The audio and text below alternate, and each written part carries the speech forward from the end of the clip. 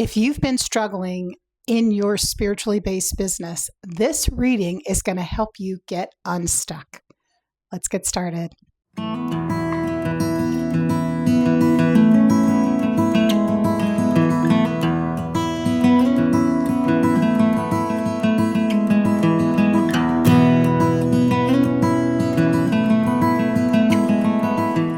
Welcome. My name is Carrie. I am a psychic medium and Akashic Records reader. And today what we're going to be looking at are blockages that are keeping you stuck in your spiritually based business. But also we're going to be looking at how you can move through those blockages successfully. So welcome in. I'm so excited you're here. So as I'm feeling into this energy, I'm going to be opening up the Akashic Records for this collective. And if this resonates for you, fantastic. All of the parts of the reading will be timestamped below, so feel free to check that out. And thanks for being here. So I'm going to just feel into this. And what I'm really noticing straight away when I'm in the records for this collective is that there's so much enthusiasm and desire on the part of this group of you who identifies with this, that you want it so much, but your desire feels like there's an obstruction in front of you and you're really wanting to understand how to go around it, how to avoid it, how to move through it, and you're really not sure how. So instead of doing that, you're avoiding it. And what I'm hearing is that a lot of you are spending time doing things which are not working through this blockage to get to the other side, to create the business of your desires. So today we're going to work through that. First, we're going to be doing this through looking at what the block is and the challenges of it and the dynamics of it and how it shows up for you in your energy field, in your consciousness and your awareness. And then we're going to move through this and look at how our guides and how the Akashic Records are giving us the clarity of how we can change this dynamic. So it's good to know what the block is. It's good to be aware, but we also want to know, how do we then work with that energy? How do we transmute? How do we get to that point of clarity? And so do you remember in the beginning, this is all making a lot of sense. So first I'm going to be pulling cards essentially on the energy itself, and then what is in the subconscious, and then we'll work through it. So remember I said in the very beginning, you have such a desire to do this business. It feels like something that is such a part of you want to create. And it feels like this large energy is almost stopping you, but you want to know how to understand to get through it. And here's where it is. So first of all, we're getting the beauty of the Empress. The Empress is the one who tells us this is part of who we are. This is our destiny. This is our creation. This feels like something we want to form, that we want to grow, that we want to nurture, that we feel so in alignment with. And the tough part is, for you especially, we're getting a lot of confirmation of spiritual help. So for me, my sign of ancestor help, loved one help, is all the butterflies specifically that are coming forward for this version of the Empress, which is super important for this reading. So, and that's why it feels aligned. It feels destined. However, it also feels like there's things around it. How do we even start this journey? The next card that's coming up next to the Empress is the Four of Cups. Now, the Four of Cups is challenging in the sense of how it presents this obstacle for you. And that is that it feels like, I'm hearing this, it's not the right time. I need to wait for a more of a sign. I don't have enough information. Maybe it's not the right time. And I keep seeing obstruction, resistance around this of something. And here's what I'm getting. You are so invested in this working out that you are no longer objective, and it's creating resistance. So one thing I'm hearing, and I'm remembering this, about learning about perfectionism. And perfectionism is, what it does is it puts us into apathy, and it puts us into resistance, and it puts us into avoidance. And it puts us into literally procrastination. So we want to think about that, and we want to think about our perception of this thing we desire, which is, in this case, your spiritual business or a business you really value that's heart-centered. And so you're going to need to clear off and brush off those energies, those beliefs you have around how it's supposed to happen. That's really what I'm seeing so strongly. There's a lot of expectations here. There's subconscious fears. I just want to make a note. These are the types of things that I tackle with my clients on when I do readings and session work. So feel free to check those out. Those are linked here. But the thing is, if you're just in the space of waiting for everything to be perfect subconsciously, not sure how to move forward, it's going to put you in resistance, and it's going to leave you feeling like you're sputtering your wheels, right? And a lot of my clients talk about this, and we have to work through that. It can be found in the chakras too, the energy. So one thing I'm seeing is in the third eye, in the sixth chakra, I feel like I'm running up against a block here for you. That needs to be removed. And it's a vision of something that is distorted when it comes to how this is going to happen. Now, remember, it may not be even a spiritual business. It might just be a lifestyle or something you want to do, a move you want to make, a change you want to have happen. A lifestyle that is more in alignment with what you've been doing, not being so much in the position of being the giver, right? So there's a shift. Now, here's what's interesting underneath it in the subconscious. This is creating even a little more of this, dynamic of pushing against you. And we're getting the Ace of Cups with the Chariot card. And let me tell you what this is. This is also, you'll notice again, we have this beautiful bird here. That's the bird of the divine spirit coming forth, offering you this incredible opportunity, letting you know this is pretty much time to jump in and get started. The Chariot card is a forward movement. It's saying you have what you need right now. Let's get moving.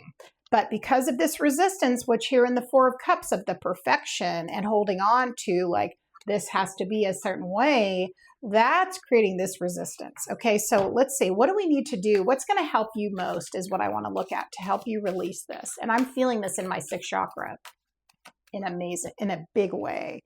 So let me know if that makes sense. Okay, we have the Lover's card coming out. Holy smokes.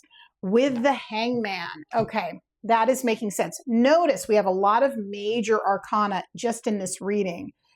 We only literally have, out of 6 cards, we have 4 major arcana. This means this is a big thing for you. This is life purpose stuff. This is alignment. And as I'm doing this, I'm just feeling like I need to move my neck. I need to move my shoulders. I need to release. I need to let go. That's what I'm feeling for you. So when we're seeing the Lover's card and the Hangman, in this case for you, because we're talking about a spiritually based business or spiritual work or something, or a business that you're so in alignment within your heart space. You don't have to be doing spiritual work per se, but you feel it in your soul. So because it's something you care about so deeply, the Lover's card, something so heart-centered, but again, the perfectionism is getting the best of you. The Hangman is making you pause too. So because it's saying uncertainty, pause, contemplation, needing to reevaluate. So again, the pressure, all right? So there's going to need to be clarity. The thing I'm seeing is the Sword. The Sword is thoughts, the Sword's beliefs, the Swords are communication. So that means likely you're going to need to do something that's going to help you move through your thoughts. The thing I'm seeing, we have a lot of Wands energy coming out. We have the King of Wands, we have the Page of Wands. So here's what I'm getting. I feel like we need to do some type of either journaling or meditation, or maybe working in a healing space, getting some energy work done in order to move through the blocks that are thought forms in your energy body. And there's a lot I'm feeling, like I said, in the 6th chakra, which is making you have that level of distortion, the thoughts that are spinning. Again, just to say, I do these work in my sessions, but you can also find even people on YouTube where you can you can go get energy work done they're actually videos for Reiki healers that do for group and collective work. So you'd want to look for looking through blockages for Reiki, things like that. Those are things I'm seeing. It's going to be transmuted by this fire energy, because if you look at, this is definitely a big guide energy. So if you have a really strong spirit guide that feels like they can help you, or using, I feel a lot of Kundalini energy coming up when I'm doing this reading, because right here, Page of Wands, King of Wands, that's a powerful duo of like, okay, we're stepping into this. This might even be new for you. And it feels like, okay, I can move through some of these obstructions. So calling on your guides for that, you know, all of us have healing guides. And we can call upon them, the benevolent healing guides, and they can help you work through these things. I can really feel that. And they can work on you. It doesn't have to be complicated, is really what I'm hearing. Because we have the Justice card, which is balance again. Again, we have another major arcana, balancing things out, helping you make moves, moving you out of the convoluted, complicated energy of trying to decide.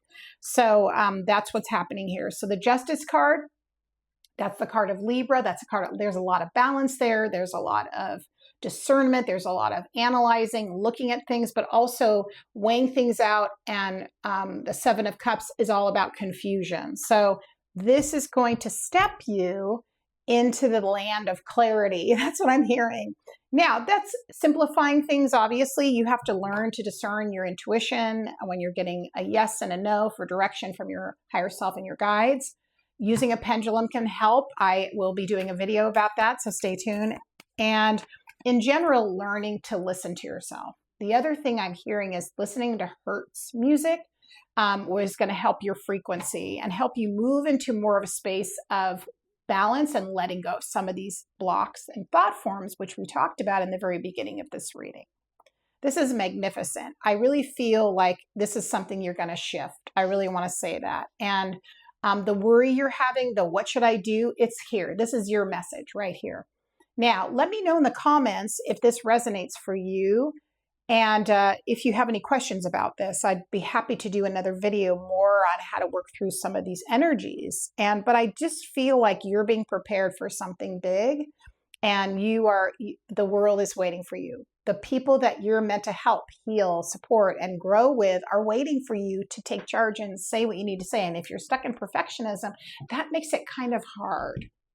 Okay, I'm going to move into the Oracle. We're going to do 2 Oracle cards. First, we're going to work with this beautiful Wealthy Woman Oracle deck. Love this, by a friend of mine, Taylor Eaton. And then we're going to be also doing for Mabon. Whenever you're watching, this is perfect. But right now we're in right around Mabon season here, early fall in North America. So let's take a look. Let's see what's coming through. All right. I should say I'm the Northern Hemisphere, because that makes it sound like I'm in Canada. I don't live in Canada, so I live in the Pacific Northwest, but saying hello to my Canadian friends. All right, let's see, what are we getting? And again, let me know in the comments if this resonates with you and what we're getting for Mabon. I love it. Okay, so this came up last night in one of the sessions. I have a membership called Goddess Rising, and we did a journey last night. And one of the things that came up was about grief. So that's here. So holding space for grief, holding space for shadow, super important, because we're getting this darkness falls. Within you live the hidden, the things that want nothing more than to swallow you whole. So really, this is their way of saying, you know, come forth and look at your shadow in this mirror. Be honest with yourself about some of the subconscious beliefs, even if you don't know where they originated from or what they're about. No, when you recognize them is when you can work with them and you can transmute them and embrace them. But also there's this idea of grief. So we're getting the grieving card, which has the chambers of your mourning are surrounded by nothingness, emptiness, waiting to be seen. So again, the idea of if we're working through blocks, if we're working through like wanting to move into our alignment with the sacred work we do, in whatever form it channels through us, we need to also bring all parts of ourselves on the journey. It's not all meant to be light and shiny, because we have to deal with parts of ourselves that have been hurt, parts of ourselves that have contradictory information to what we desire, so we can be in wholeness and balance. All right, so let's move this reading, the last part, into the Wealthy Woman Oracle. How can we embrace this? How can we step into our sovereignty and being in alignment with our sacred business, and therefore creating abundance within our lives, wealth, prosperity, financial success? Here we go. Again, the monarch is coming forward. That's transformation and wealth wounds. This is really telling. So these are two cards that are coming up. Wealth wounds, right? And then we got the monarch. So this really is understanding, again, in the mirror, the shadow work. Where do we need to take a look at our perfectionistic habits, which we saw in the beginning? And then also, that's where the transformation is held, right? And we saw that too with all that fire energy being the thing. When you go through something and you're transforming it, you're having to look at it and bring it from one form to the next. You've got to go, you can't just go around it, you have to go through it. That's a beautiful reading. Let me know in the comments if this resonated, and be sure to check out my other videos as it relates to healing work, meditation, and also other readings I have. All right, we'll see you in the next one.